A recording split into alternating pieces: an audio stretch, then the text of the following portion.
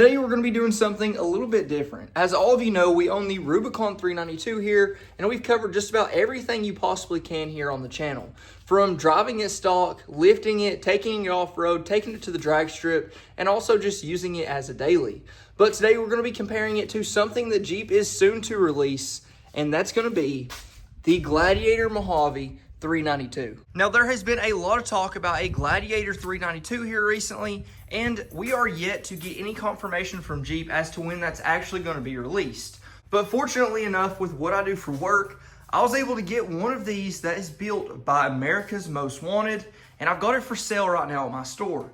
So I figured this would be the perfect opportunity to bring it to the house and really test the Mojave Gladiator 392 head-to-head with the awesome Rubicon 392. Before we dive too deep, we need to cover some of the basics on the Rubicon 392 so we can really highlight the differences. Most of you know a lot of the specs on the Rubicon 392. This one is a 2021 that we ordered from the very beginning, and it has 373 gears. That was standard at the time. It came with 33-inch tall tires. It's got the Dana 44s front and rear, select track transfer case, all the basic stuff for the Rubicon 392s now. But now they usually do come with the 456 gears. The M220 rear end, a little bit different. The free float rear end for the Dana 44. So there are some things that are going to be different between the 2021 and what is sold currently. But for the most part, you've got a 6.4 liter tied up with that 8-speed automatic transmission that from the factory produces 470 horsepower. Now this one has been modified every way you can possibly do it, and we've actually got this thing pushing out somewhere in the low 500s of horsepower. Nothing too crazy, but it was enough to set the world record for the Rubicon 392 in the quarter mile at 12.42 seconds. But before we dive too deep into today's video, I've got to introduce you to today's video sponsor, Wolfbox. Now, I've shown you guys some pretty awesome Wolfbox products in the past, but today we've got their Super Power Turbo Fan. It's their Mega Flow 200. Now, inside the box here, you'll see it comes with a few things, but the main thing is going to be the duster itself. Now, this thing has a brushless motor and a detachable battery here that charges with USB-C. It's got 3 different fan speeds, and it comes with 4 different nozzle attachments, so you've got one for whatever you could need. Now, I've seen a bunch of these online in the past, and I've never been super impressed, but let me tell you, this thing packs a powerful punch. I've been able to use it to blow out the garage. I've been able to use it to dry off my cars after I get done washing them. And probably the craziest thing yet, I used it to drain the oil out of my zero turn. I've been able to come up with 1,000 different uses for this thing, but it's so simple to just grab and put to work immediately. And not only is this thing powerful enough to push just leaves and dirt around, you can push full-fledged gravel around with it.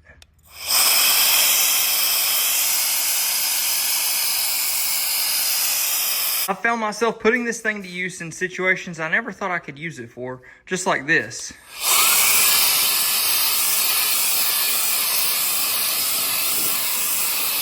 So if you're interested in getting one of these for yourself, check them out down in the link in the description below. They've got a crazy Black Friday sale going on them right now, so get it while you still can. Now for the Gladiator 392, we don't really know yet if they're going to release a Mojave version first or a Rubicon version first. If I were to do it, I would release a Mojave version first, just to spice up a little bit of extra attention because we've already had the Rubicon 392 for so long.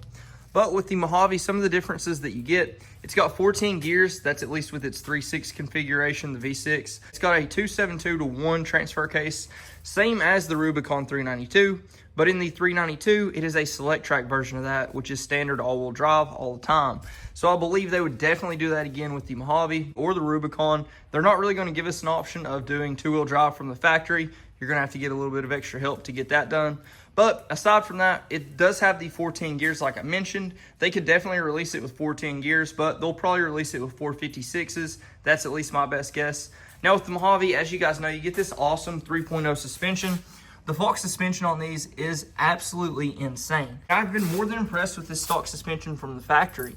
Now with this example here, it is set up a little bit different. We've got the TerraFlex control arms. We've got these shock extensions there.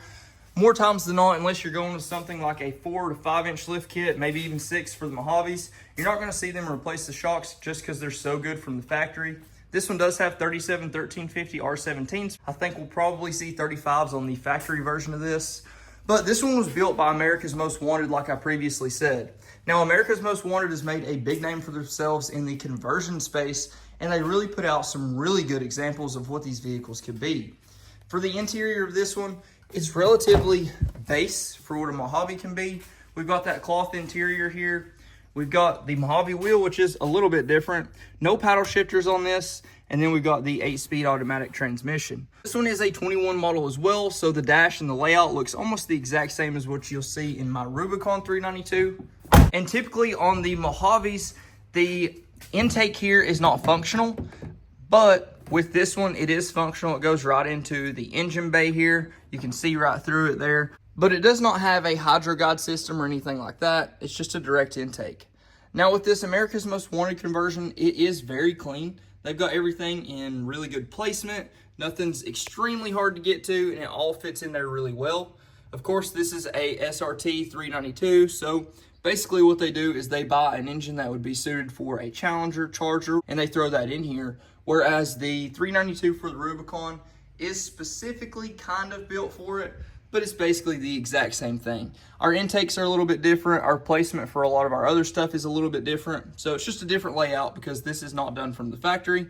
This was originally a 3.6 liter V6 Jeep, but I think America's Most Wanted does a really good job of getting everything into the best location they can. Now, since this is a 2-wheel drive transfer case, not a 4-wheel drive all the time, for a fair comparison, we're gonna drive the Rubicon 392 in its 2-wheel drive mode because we have the JL Taser.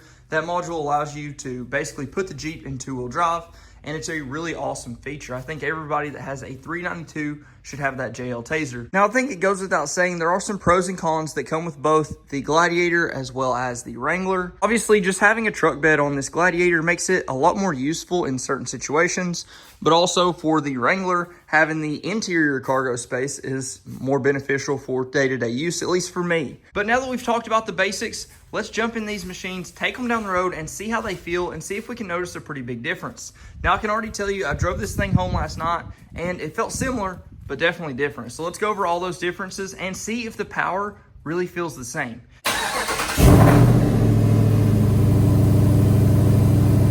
So as you can see, a simple task like taking out the trash is much easier whenever you've got a bed, even if you've got this big whole spare, full-size spare in the back, which I really like having the full-size spare, and I'd take the sacrifice of taking up a little bit of bed space. Obviously, as you can tell, you still got plenty of room to haul off whatever you need. Now, whenever you first get into this Gladiator, it feels relatively similar as compared to what we're used to.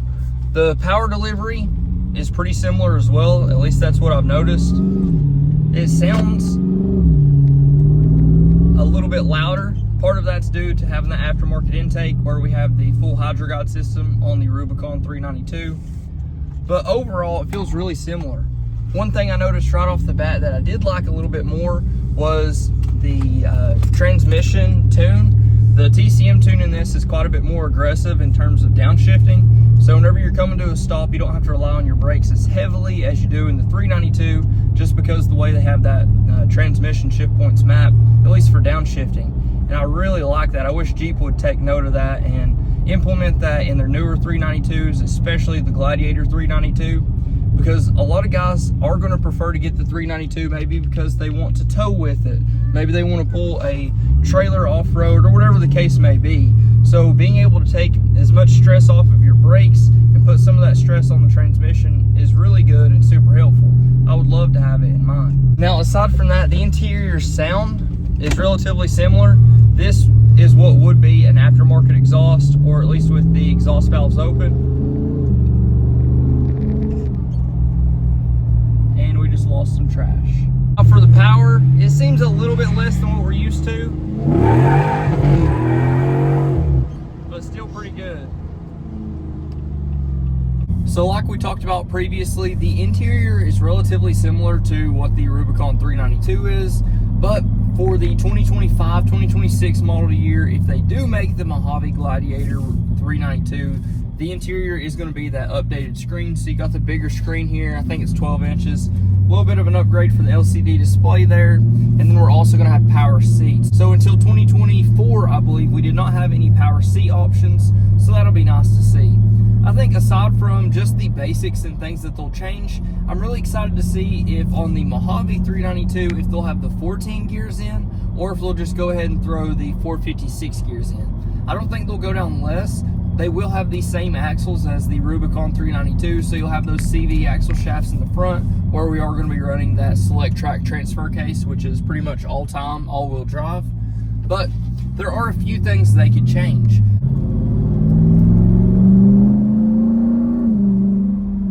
Now, one thing I am interested to see is if the tow capacity will change any. I believe more or less with the Gladiator, you run into the restriction of the strength of the frame, the brakes, and everything like that before you do run into the strength of the engine. It would be really cool if with the 392 Wrangler, they're able to up that to 10,000 pounds.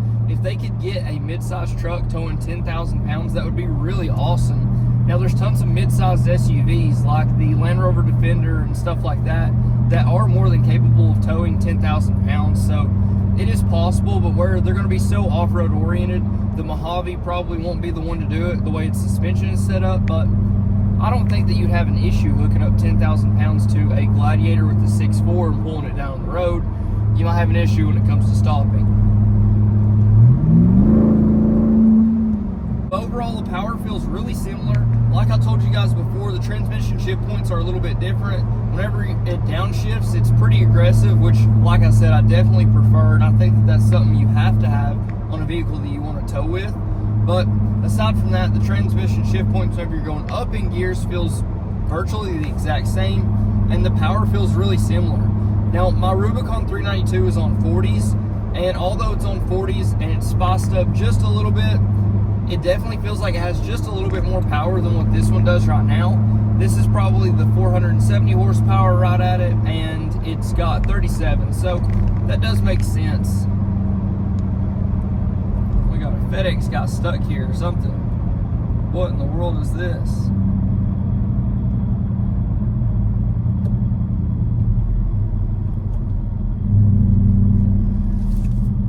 She's stuck. Does she need help?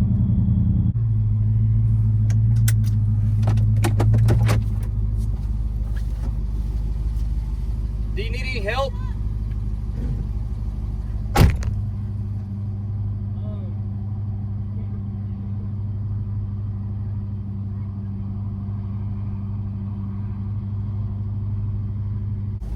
This has got to be the funniest thing I've ever seen in my entire life.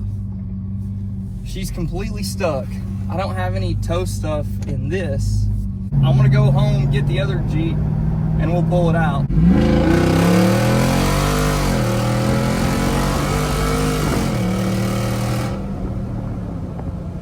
Well, now we're back in the 392, and it looks like somebody else pulled up to help, and they got them out. Well, now that we're in the 392, it's a good chance to go ahead and go over how this thing really feels and drives. Let me tell you, the power of the way this thing is set up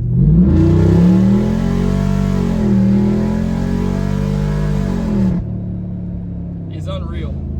It feels, I mean, so good. The way it's dialed in right now, even on the 40 by 1550s, is just absolutely insane. So one of the biggest things I notice as a difference with, you know, this versus the Gladiator is this really does feel like it's all made to work together. Whereas in the Gladiator, it definitely feels like it's a really big engine put into a Gladiator, if that makes any sense at all. Now, my Rubicon 392 is not necessarily as dialed in as I would like it to be at this point. There's still tons of stuff left that we're gonna do, but for the most part, it's in a really good spot right now. We've got the 3.5-inch lift kit on it. We've got 20 by 12 negative 44 offset wheels. We've got 40 by 1550s. We've got some nice bumpers in the rear. We've got some really nice bumpers coming really soon. We've got the normal accessories I like I've got a carbon fiber steering wheel. I've got some off-road pod lights. Got the winch set up.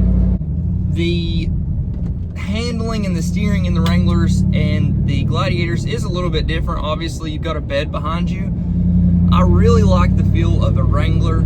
I have tried to justify buying Gladiators in the past. I've had friends with them, taking them off-road, all the stuff, and they do really good. But I honestly do prefer the ride and the handling of the Wrangler. I also prefer to have interior cargo space because with the tools and stuff that I do carry around all the time, it's really nice to just have them right back there. You can see them on that back rack that I've got.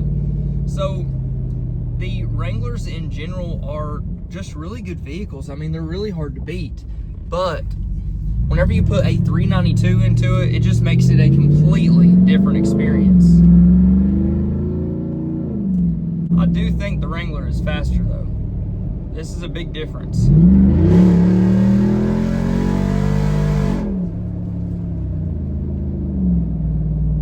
This is certainly faster, but keep in mind this one's tuned, it's got all the stuff, and it's built the way I like.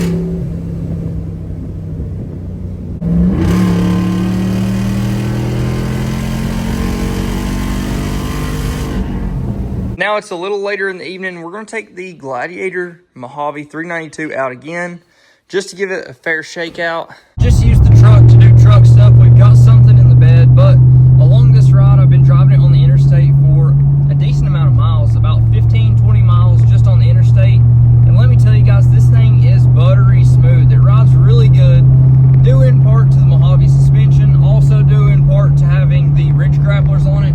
It's really smooth riding tire, and it's just a 37 1350 on a 17-inch wheel, so it's really set up to ride good. And that longer wheelbase, believe it or not, makes a massive difference on the on-road ride quality. So just really a completely different experience as to what you're used to in Wranglers in general, but even the Rubicon 392. And it still is a little weird to be driving a Gladiator and to have so much power on the interstate. Typically with these 3.6 Gladiators, especially lifted up on 37s and stuff like that, you don't really have that much power whenever you get on the interstate. But with this thing, you've got all the power you could ever need. Well, after spending a little bit more time on the Gladiator, it is super easy to fall in love with how good this thing rides. It's a lot of fun, and the 6.4 definitely helps. And just to pick up random stuff, it makes everything so much easier. Well, it's the next morning. I'm driving this thing back into work. I know this is messing up the timeline for you guys a little bit, but I've just been so impressed by how drivable this thing actually is. America's Most Wanted did a really good job of really mirroring what they do from the factory. Of course, the layout's a little bit different. Some of the parts, some of the equipment they use is a little bit different, but overall, you're getting basically the same machine. This thing is super dialed in, and with the upgraded Metal Cloak steering kit in the front, I mean, this thing is super tight. It handles good, it feels good, and it's got all the power in the world. So overall, super impressed with this. Super excited to see what Jeep comes out with for their Gladiator 392 and how similar it'll actually be. One thing that's super funny, I keep grabbing for paddle shifters in here. It doesn't have paddle shifters like our other 392, but really aside from some of that little stuff, I think America's Most Wanted did a really good job with this.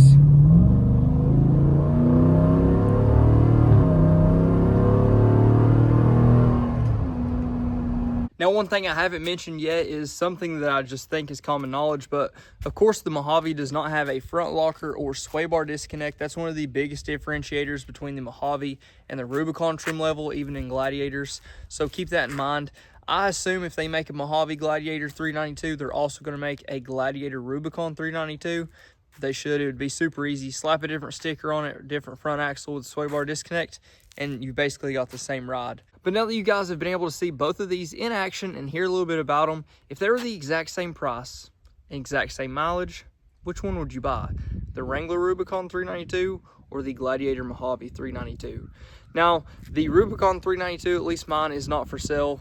but the Gladiator Mojave is for sale at my store. I'll put the link down in the description below. 2021, one owner, only 15,000 miles. I can sell it for right at $73,000. So if you guys are interested, look at the description down below. You'll see the link there. Click, ask for Zach, and I'll help you out. But if you guys haven't already, please like, comment, subscribe. Let me know what you think. Let me know what you want to see next. But until then, Godspeed.